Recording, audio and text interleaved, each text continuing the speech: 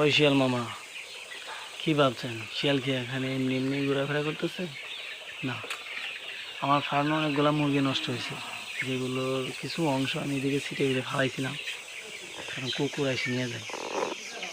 দেখেন এটি গুইসাপ প্রাণপণে চেষ্টা চালিয়ে যাচ্ছে গিলার জন্য। এই শিয়াল এখানে পাবে না মুরগি, অন্য শিয়ালগুলো এসে নিয়ে গেছে। এখানে দিনে দুপুরে অনেকগুলো শিয়ালই থাকে, কমপক্ষে ৬-৭টা এখানে রেগুলার থাকে। পাশে জঙ্গল, ঘাস ক্ষেত, এখানে প্রচুর পরিমাণে শিয়াল।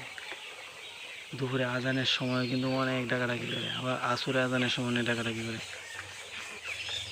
এখানে একটা গুইসাপ আছে অনেক বড়, এটার চাইতে অনেক বড়,